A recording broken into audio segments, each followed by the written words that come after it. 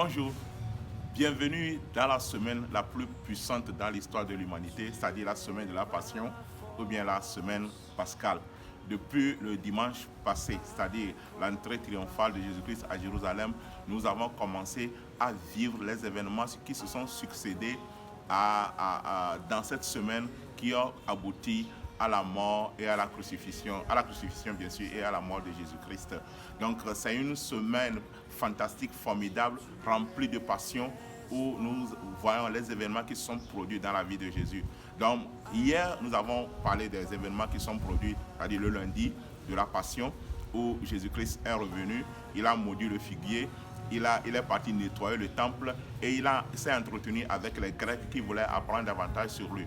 Voilà, nous serons aujourd'hui le mardi. Donc, figurez-vous que hier soir, Jésus-Christ est retourné à Béthanie.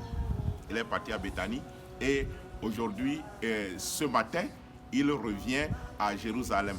Et les docteurs de la loi, les spectateurs, la foule est prêt à venir dans le temple pour voir encore ce qui s'est passé. Parce que l'excitation que Jésus-Christ a donnée depuis le dimanche, quand il est entré de façon triomphale à Jérusalem, et les confrontations avec les docteurs de la loi, a créé de l'enthousiasme dans la ville de Jérusalem. Et tout le monde voulait apprendre davantage. Donc, ce matin encore, beaucoup de gens se sont préparés pour aller voir ce qui va se passer entre Jésus et les grands docteurs de la loi dans le temple. Donc Jésus aussi a décidé d'aller.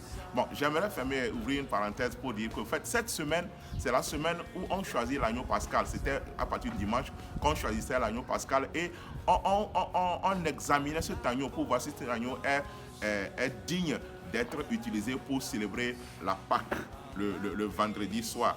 Donc, de la même manière, Jésus-Christ est en train d'être examiné pour voir s'il est vraiment digne. Donc ce matin, quand il est en revenant de Béthanie, je vais d'abord vous donner tout ce qui s'est passé, un peu de résumé, ce qui s'est passé avec les passages bibliques. N'oubliez pas, tous les passages bibliques que je vous donne, méditez ces passages, passez du temps dans les passages et posez-vous les 4 questions. Quel ordre Dieu donne là-bas, quel commandement je dois suivre, quel péché il faut abandonner, quelle promesse je dois réclamer. N'oubliez pas que ces 4 questions sont là quand vous lisez ces passages. Donc, de façon ramassée, qu'est-ce qui s'est passé ce mardi, avant d'aller un peu plus en profondeur. Voilà, nous allons voir aujourd'hui les 5 confrontations de Jésus-Christ avec les pharisiens et les sadducéens. Les pharisiens étaient venus pour le confronter, Jésus les a mis KO. Les sadducéens sont aussi venus et Jésus les a mis aussi KO. Donc vous allez voir là-bas, ils ont parlé de l'autorité de Jésus-Christ. Vous allez lire Matthieu 21, verset 37 à 23 à 27, Marc 11, verset 27 à 33, Luc 20, verset 3 à 8, où il questionnait qui leur a donné l'autorité de faire ceci ou cela. Et vous vous rappelez comment Jésus leur a répondu. Et le baptême des gens, qui a donné ça? Ils ont raisonné entre eux. Ils ont dit que si nous répondons ainsi, il va dire ceci, ou bien la foule va dire ça là. Et comme ça, ils se sont éclipsés. Ça veut dire que Jésus les a encore dominés. Ils n'ont pas eu raison de lui. Ensuite, il y a eu des questions pour rendre hommage à César. Ils ont piégé. Est-ce qu'il faut payer l'impôt à César? Et vous avez vu comment Jésus a répondu, il faut payer à César ce qui est à César, à Dieu ce qui est à Dieu. Et là encore, il les a mis KO. Ce qui est étonnant là-bas, c'est que même la foule disait que c'est un piège. C'est que les gens finissent par comprendre qu'il y a une confrontation entre Jésus-Christ et la foule et les grands docteurs de la loi. Ensuite, il y a eu les sadducéens qui sont venus maintenant, puisqu'il a fait taire les pharisiens. Les sadducéens sont venus pour lui parler de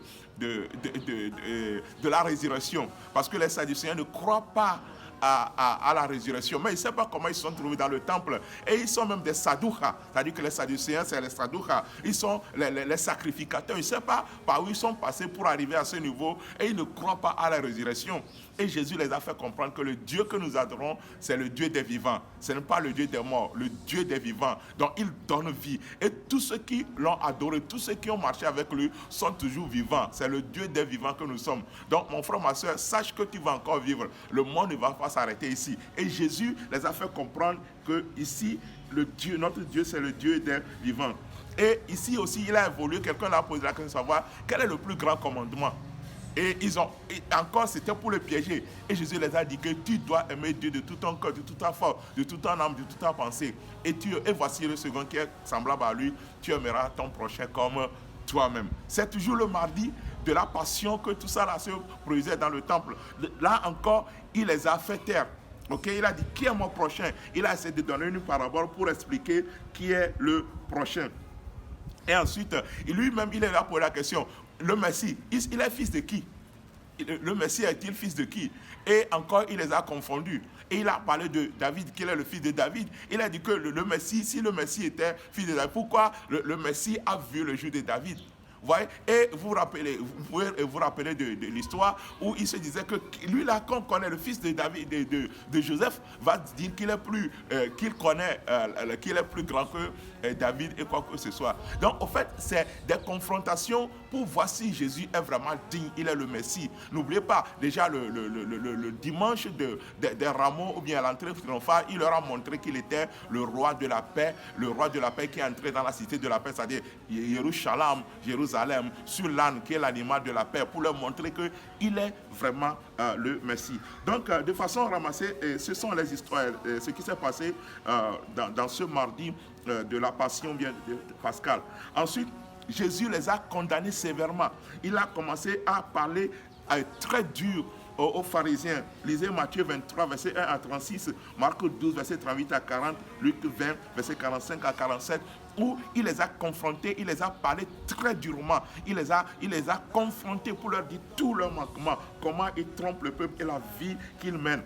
Et là aussi, c'est le jour-là que Jésus a félicité la vieille qui est entrée pour offrir dans le temple. Cette vieille est venue, elle avait le peu qu'elle avait, elle est venue offrir, et Jésus leur faisait savoir que cette dame-là, elle a donné. Au fait, c'est une image pour leur montrer que Jésus-Christ, il a donné sa vie, c'est tout ce qu'il avait. Il va donner bientôt sa vie. Donc il leur faisait croire que le vrai cadeau, c'est ce qu'on donne, c'est-à-dire la chose qui t'est le plus important que tu dois donner. Et ce jour, Jésus les a aussi permis de comprendre ça sur cette offrande.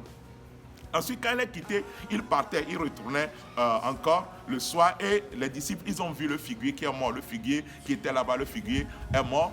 Et Jésus leur enseignait aussi pour leur dire que s'ils ont la foi, ils peuvent faire tout. La foi permet de pouvoir faire tout. Le figuier qu'il a maudit hier, aujourd'hui, quand ils sont venus, ils ont vu que le figuier est totalement desséché. Donc, c'était une façon pour eux de voir que nous devons vivre par la foi. Ok, c'était ce que Jésus-Christ avait voulu leur faire comprendre. Et après, Jésus-Christ est allé sur le mont des Oliviers. Et sur le mont des Oliviers, il a commencé à pleurer sur Jérusalem. Il a vu Jérusalem. Au fait, c'est parce que les disciples ont vu la construction du temple, ils ont commencé par admirer. Et Jésus-Christ a commencé par dire que bientôt, il n'y aura plus ça là. Et Jésus a profité de ça pour pouvoir leur parler des événements de la fin des temps. Donc Jésus a donné un enseignement eschatologique pour leur faire comprendre ce qui va se passer dans la fin des temps. Et quand ils sont retournés sur le mont des Oliviers pour s'asseoir là-bas, Jésus leur a dit que vous ne verrez plus rien de tout ça là.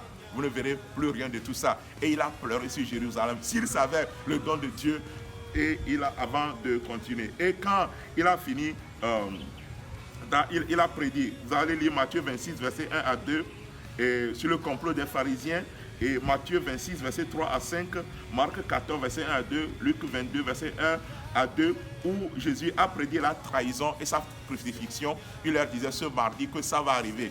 Mais dans tout ça là, les disciples ne croyaient pas. Donc demain, nous allons voir comment les autres les Pierre et les autres vont nier. C'est vrai, jeudi, dans la chambre haute, ils vont commencer par nier. Donc, ce qui sépare mercredi de mardi est un peu film. Donc demain, il n'y aura pas trop d'événements. Les gens disent qu'il va se reposer un peu. Donc, nous allons voir les événements. En fait, c'est demain que Judas va décider d'aller le trahir. Nous allons voir ce qui s'est passé. Voilà. Donc, de façon ramassée, ce sont là les événements qui se sont produits aujourd'hui, le mardi de la Pâque, le mardi de la Passion, où Jésus est revenu à Jérusalem pour confronter les maîtres de la loi, pour enseigner ses disciples, pour enseigner la foule. Et il est retourné à Béthanie en pleurant sur Jérusalem. Que Dieu vous bénisse. Je crois que vous avez passé un bon moment et que ça vous permet de réfléchir, penser à votre vie, penser à votre amour de la parole de Jésus-Christ. Et je crois que cette semaine va changer votre vie pour la gloire de Dieu. À demain. Merci.